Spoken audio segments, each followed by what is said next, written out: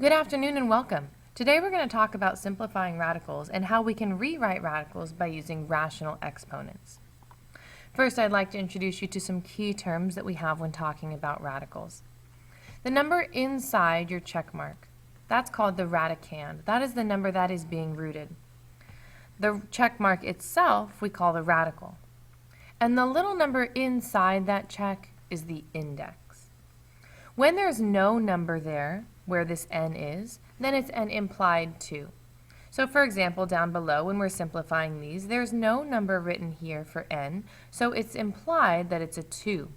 And what this says is we need 2 of the exact same number to multiply to 16. These two numbers are 4 and 4. So what we say is the square root of 16 is 4. For 64 to the right, again, there's no number here. So there's an invisible 2 that's implied, and what we want are two identical numbers that multiply to obtain the radicand. Those two numbers are 8 and 8, so the square root of 64 is 8. For 36, there's no index written here, so it's an implied 2. We need two numbers that multiply to obtain the radicand of 36. These numbers are 6 and 6, so the square root of 36 is just 6. Now we can kind of work backwards by squaring a number instead of square rooting. If we take 5 and square it, this says 5 times 5 is what? And that would be 25. If we take 7 and square it, 7 times 7 is 49. And last, 9 squared gives us 81 because 9 times 9 is 81. Now here what we've done is we've taken a base and we've raised it to a certain exponent. Whereas above, what we did is we took a base and we worked backwards to see what number we can square to obtain that radicand inside. So for example, 4 squared gave us 16, 8 squared gave us 64, and 6 squared gave us 36. On the next slide, we are going to denote this working backwards process with a rational exponent, or an exponent that's a fraction instead of a whole number. So for example here, I took 5 and squared it to get 25. If I wanted to square root this 25 and kind of do that process backwards, what I could do is I could take 25 and raise it to the 1/2 power. Raising it to the 1/2 power says what two numbers can I multiply to get 25, and those would be 5 and 5. So it's just like writing it as a square root, except now we're going to be writing it as an exponent. So x to the power of 1 over n. How we write this in terms of a radical is a radical with an index of n, or whatever the denominator of that fraction is. And then we can simplify from there. So down below, what I'm going to do is first write these in terms of radicals. 16 to the 1/2 power just says I am going to have a radical whose index is 2. This denominator of my fraction is the index, and everything else goes under the radical. So I have 16 to the 1st power, or just 16. So this becomes the square root of 16. Remember that 2 is just implied, so we don't need to write it, which is 4. 9 to the 1/2 power. That denominator on the exponent becomes the index. So what I have is a radical with an index of 2, and inside I have everything else, so that would be 9 to the 1st power. That numerator always stays with your base. That 2 is just implied, so I don't need to write it, and 9 to the 1st is just 9, and this simplifies down to 3. Go ahead and pause the video and try those next two on your own. The first you should have simplified to 7, and the second you should have simplified down to a 5. Now from here we're going to go into a little bit more advanced types of rational exponents. However, they're very, very similar. First, what we're going to do is simplify this as much as possible before thinking about it in terms of a radical. So what I'm going to do, since I have an exponent being raised to an exponent, is simply multiply those together. So what this becomes is x to the power of 10 times 1/2. And 10 times 1/2 is 5, so this simplifies down to x to the 5th power. To the right, again I have an exponent raised to another exponent.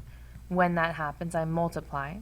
So this becomes x to the 18th times 1/2, and 18 times 1/2 is 9. So this simplifies down to x to the 9th power. Down below, these are a little bit more advanced, but not much. All we are going to do, since there is no addition or subtraction inside these parentheses, is apply that exponent to each of the bases inside the parentheses. So what I have is 9 to the 1/2 power. 6 times 1/2 gives me x to the 3rd power, and y to the 12th times 1/2 gives me y to the 6th power. So now the only thing I need to simplify is this 9 to the 1/2 power. As we saw on the previous slide, that becomes the square root of 9, which is just 3. So what we have is 3x to the 3rd, y to the 6th power. And to the right, I'm going to do the same thing. Take your exponent and apply it to all of the bases inside the parentheses. I have 49 to the 1/2 power. I have x to the 8th to the 1/2 power, so I multiply the exponents and get x to the 4th. Y to the 16th to the 1/2 power. When I multiply the exponents, I get y to the 8th power. So now all I need to simplify is this 49 to the 1/2, which, as we saw on the last slide, is the square root of 49. Square root of 49 is 7, so I have 7x to the 4th, y to the 8th power.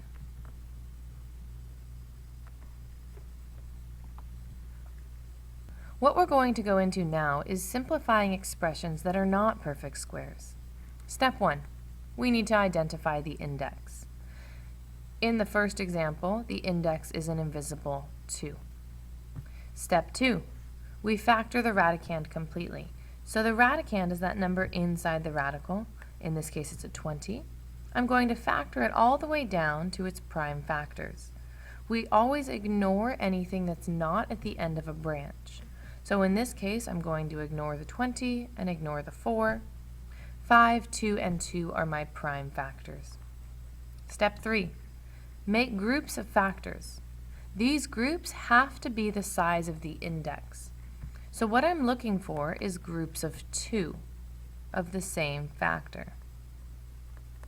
My index here is 2, so that's how I know how large my groups should be.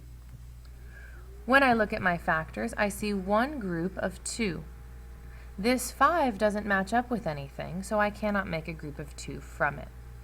So I only have one group of 2.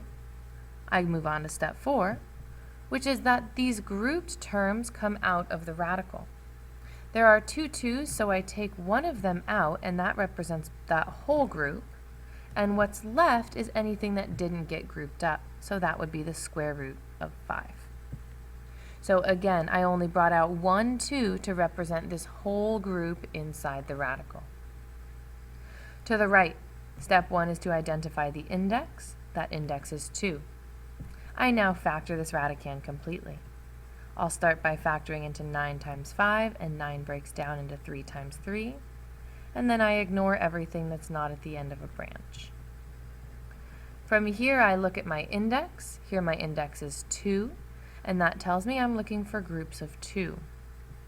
So within my factors that I have, I need to find groups of 2 identical factors.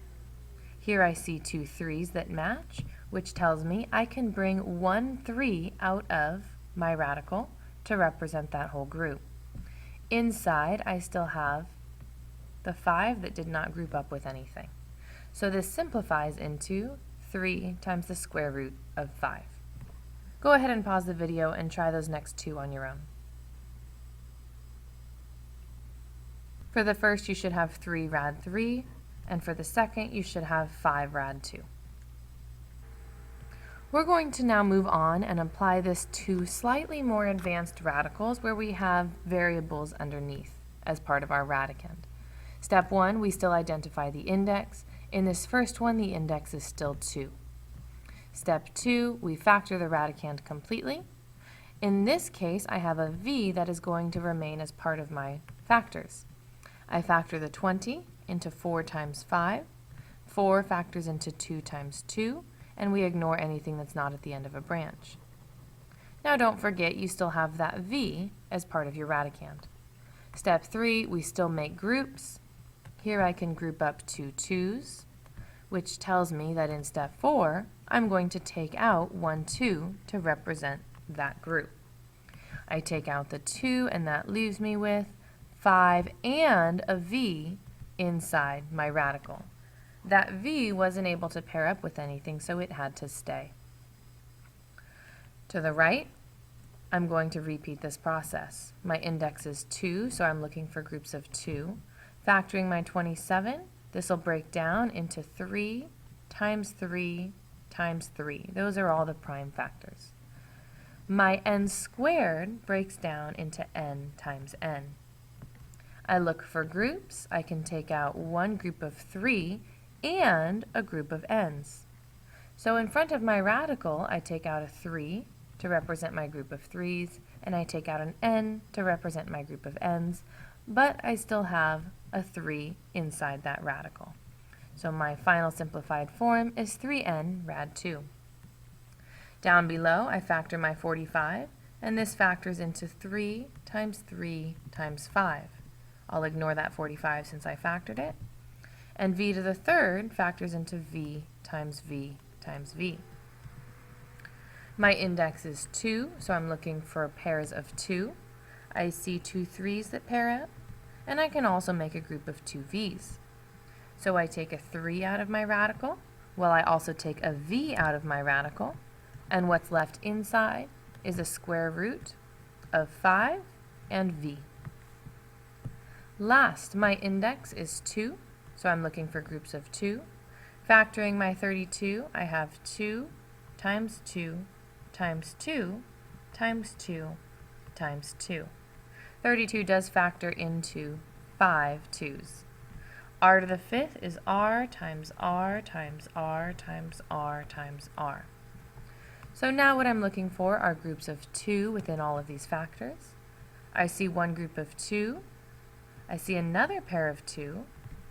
I see 2 r's and 2 more r's that I can factor out.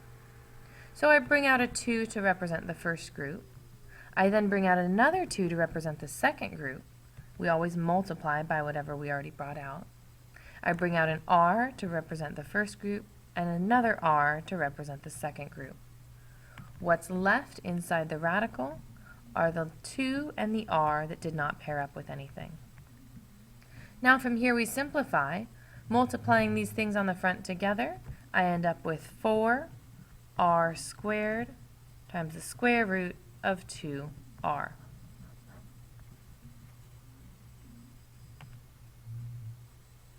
Last, what we're going to do on this slide is change our index. So now what I'm looking for are groups of 3 within all of my factors. When I factor 24, I have 3 times 2 times 2 times 2. And r to the 5th becomes r times r times r times r times r. I'm now looking for groups of 3 identical factors. I see 3 2's and 3 r's. So I take out a 2 to represent the group of 2's. I take out an r to represent the group of r's. And what I'm left with is the 3 and r times r, which is r squared. So the most simplified form of this radical would be 2r times the radical of 3r squared. Go ahead and pause the video and try these next and last 3 on your own. To check your answers, you should have had 3x squared times the radical of 2x, 2y times the radical of y, and 3w times the radical of 3w squared. Thanks so much for watching. I hope you have an awesome rest of the day.